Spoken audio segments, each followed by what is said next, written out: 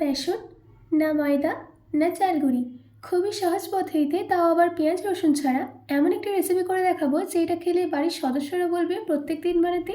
আর যদি বাচ্চাদের টিফিনে দেন তো তার ফ্রেন্ডরাও এরা চেয়ে খেয়ে নেবে, আর টিফিন তো একদমই খালি হয়ে যাবে।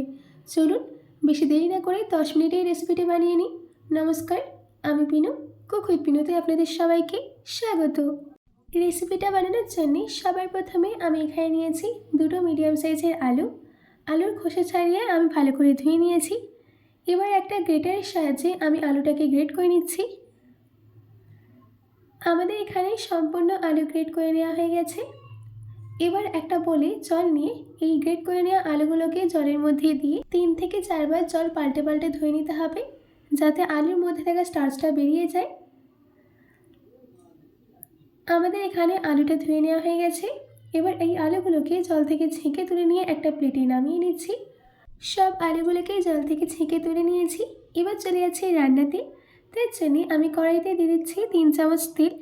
তেল গরম হয়ে গেলে দিয়ে দিতে হবে 1/4 টেবিল স্পুন জিরেটাকে 10 সেকেন্ডের জন্য সতে করে নিতে হবে। 10 সেকেন্ড বাদ এর মধ্যে অ্যাড করে দিচ্ছি গ্রেট করে নেওয়া আলু। তার সাথে অ্যাড করে দিলাম 2 চামচ চিলি ফ্লেক্স। এবার আলুটাকে 1 মিনিট মিডিয়াম ফ্লেমে রান্না করে নিতে হবে।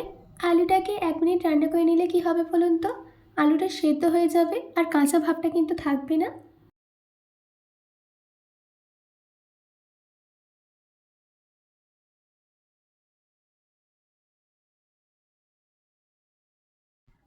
আমাদের এখানে 1 মিনিট হয়ে গেছে। এবার আমি এর মধ্যে অ্যাড করে দিচ্ছি 1 কাপ পরিমাণে জল। জলটা দেওয়ার পর একটু মিশিয়ে নিতে হবে।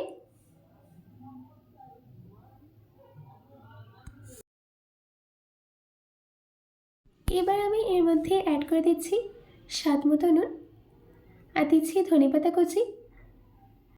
নুন আর ধনেপাতা কুচি দেওয়ার পর ভালো করে মিশিয়ে নিতে হবে, আর এর মধ্যে বয়লা সবজি ওয়েট করতে হবে। দেখুন আমাদের এখানে বয়েল চলে এসছে। এবার আমি এর মধ্যে অ্যাড করে দিচ্ছি 1 কাপ সুজিটা দেওয়ার পর ভালো করে মিশিয়ে নিতে হবে, আর এটাকে ততক্ষণ রান্না করে নিতে হবে যতক্ষণ না এটা ডোয়ের ফর্মে চলে আসে।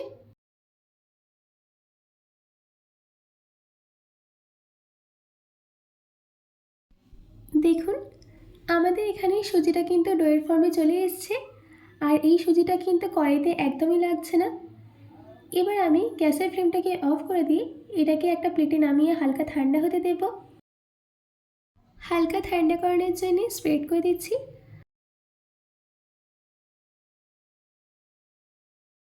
হালকা ঠান্ডা হয়ে গেছে। এবার বাইন্ডিংয়ের জন্য এর মধ্যে অ্যাড করে দিচ্ছি 3 চামচ আটা দেওয়ার পর ভালো করে মেখে নিয়ে একটা সফট ডো রেডি করে নিতে হবে।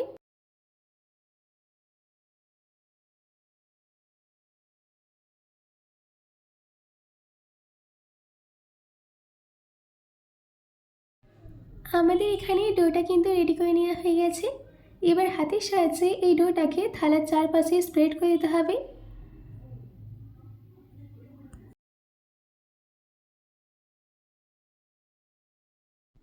দেখুন আমি সম্পূর্ণ স্প্রেড করে নিয়েছি। এবার এটাকে সম্পূর্ণ প্লেন করে নেওয়ার জন্য স্প্যাচুলা ইউজ করতে হবে। একদম প্লেন করে নেওয়া হয়ে গেলে এটাকে 2 মিনিটের জন্য রেস্টে রেখে দিতে হবে যাতে সেট হয়ে যায়। 2 মিনিট বাদ এটাকে ছুরির সাহায্যে কেটে নিতে হবে।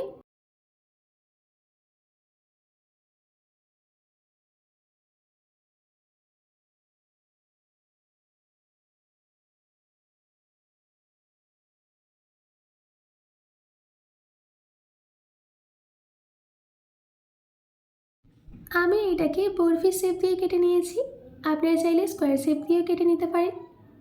এবার আমি এগুলোকে একে একে ভেজে নেব। তার জন্য মিডিয়াম ফ্লেমে তেল গরম করতে দিয়েছিলাম। এবার একে একে এগুলোকে দিয়ে দিতে হবে, আর দেওয়ার সঙ্গে সঙ্গে কিন্তু একদমই নাড়বেন না। যখন একটা সাইডে সুন্দর গোল্ডেন কালার চলে আসবে তখন অপর সাইডে উল্টে নেবেন। দু সাইডটা একটা হালকা গোল্ডেন কালার আসা অবধি ভেজে নিতে হবে।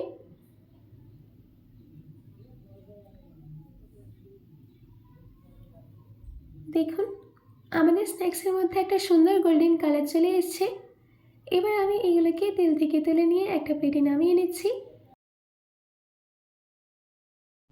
এই একইভাবে সেকেন্ড ব্যাচেরটাকেও ভেজে নিতে হবে।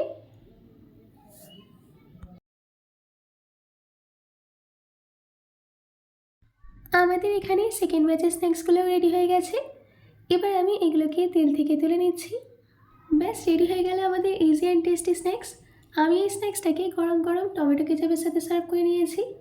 আপনারা চাইলে চায়ের সাথেও সার্ভ করে নিতে পারেন। আশা করছি আমার আজকের এই স্ন্যাক্সের রেসিপিটা আপনাদের ভালো লেগেছে। বাড়িতে এটি অবশ্যই ট্রাই করবেন ও কমেন্ট বক্সে কমেন্ট করে জানাতে একদম ভুলবেন না। তো আজকের মতো এইটুকু। আবার দেখা হচ্ছে অন্য কোনো রেসিপি নিয়ে। ভালো থাকবেন, সুস্থ থাকবেন।